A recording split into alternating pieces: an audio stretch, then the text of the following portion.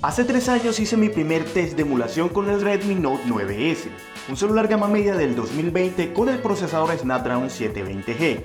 Y después de todo este tiempo quiero saber qué tanto ha cambiado el rendimiento de los emuladores, cuáles mejoraron, cuáles empeoraron y en general qué tanto puede emular un gama media activo con emuladores actuales. Eso es lo que vamos a averiguar hoy. Si te gusta el video deja tu like porque comenzamos.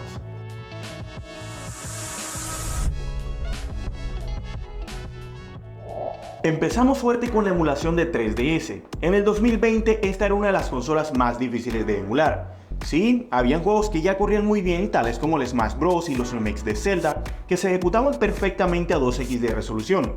Por eso, para este test, quería probar los títulos más difíciles, específicamente algunos como Mario 3D Land, Monster Hunter y Resident Evil Revelations, que en ese entonces apenas corrían medio estables a 1x o de plano ni se ejecutaban bien.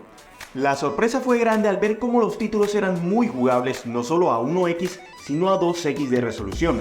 Esta versión de Citra que estoy usando no se consigue en la Play Store, sino en la página oficial del proyecto, y como puedes ver tiene un parecido muy grande a Yuzu.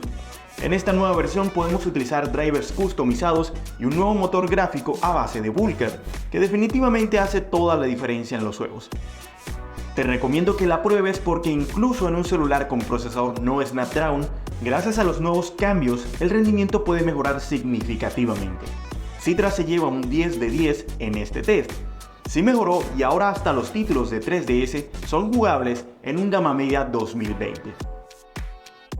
La próxima consola que quiero que probemos es PSP.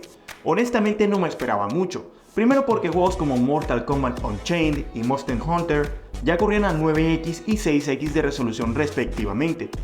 Por eso solo quise detenerme en uno de los juegos más pesados de todo el catálogo, el God of War Chains of Olympus. Primero lo puse en la misma resolución en la que lo probé en el 2020, a 2x. Y sí, por lo menos el rendimiento no ha empeorado. Pero algo que también pasó en PPS-CPP fue la incorporación de mejoras para el motor gráfico de Vulkan. Así que me animé a probarlo en 3x sin ningún tipo de hack o frameskip. Y sí señores, lo corrió casi perfecto. Quizá con alguna que otra caída mínima, pero nada que afectara significativamente la experiencia del juego. Ya lo sabíamos, pero PPS-CPP, el rey de los emuladores para Android, también mejoró. Y hablando de cosas que ya sabíamos, llega el momento de probar los juegos de PlayStation 2. En el 2020 solo teníamos la posibilidad de jugar estos títulos vía Damon PS2, uno de los peores emuladores de la historia, con un rendimiento que incluso al día de hoy en 2023 es pésimo en celulares gama alta. Imagínatelo con la tecnología de hace 3 años. Tan solo un año después del test, en 2021 llegó Aedes X2 de la mano de Talred, nuestro salvador, o eso creíamos en su momento porque después se convirtió en el enemigo público número 1. Pero debes recordar que para ese tiempo PS2 era una consola casi imposible de correr, y por eso ver la gran diferencia en rendimiento que unos pocos años de desarrollo hacen es increíble, y verlos corriendo a resoluciones mayores a 1x es aún mejor. Es una lástima que la historia de Talred haya terminado de manera tan trágica, pero afortunadamente llegó a un punto tan avanzado con Aether que prácticamente cualquier juego de la PS2 es jugable con unas buenas configuraciones.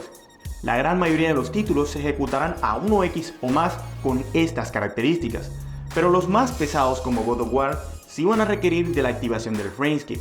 Creo que es un sacrificio justo por disfrutar de estas joyas en tu dispositivo móvil.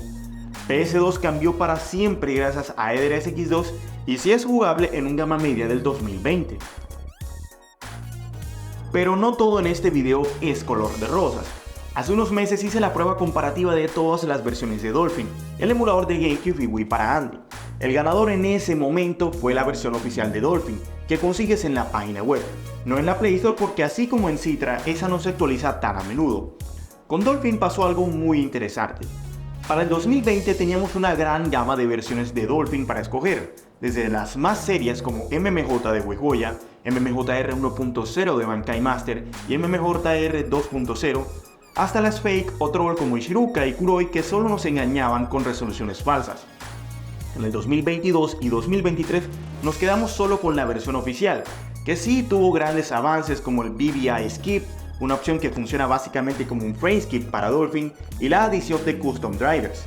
Ambas me hacían sentir muy optimista antes de empezar las pruebas, pero lastimosamente no obtuvimos un buen resultado. Los juegos corrían igual o peor usando las mismas resoluciones, algo muy diferente a lo que había pasado con los otros emuladores. Para probar los juegos en 2020 estábamos usando MMJR 1.0 de Bankai Master, una versión basada en los grandes avances de la versión MMJ de WiiWaya, quien abandonó el proyecto en el 2019. Queda claro que algo de lo que hizo este desarrollador en sus versiones nunca se podrá recuperar, ya que el proyecto de MMJR 3.0, que funcionaba los avances de Dolphin oficial con MMJ, también fue abandonado. Ciertamente es triste ver cómo no ha habido un progreso tan claro como en otras alternativas, al menos en términos de aumento de resolución, pero lo que sí puedo ver es que esta opción de Frameskip sí ayuda bastante a que juegos difíciles de ejecutar sean más jugables en dispositivos de gamas inferiores. Seguramente si probamos el Dolphin oficial de 2020 versus el de 2023, la mejora sería mucho más grande y por eso creo que vale la pena hacer otro test de rendimiento con más títulos.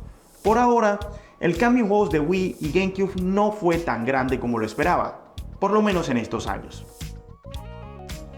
A pesar de eso, llegamos al punto que todos estábamos esperando, la emulación de Switch. Veamos qué se puede hacer con este pequeño móvil gama media antiguo. Pero primero, ¿cómo estaban las cosas en 2020?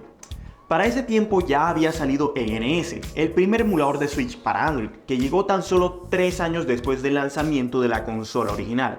Este era, y sigue siendo, una vil copia de Yuzu, uno de los mejores emuladores de Switch para PC que, spoilers, ya tiene una versión para Android.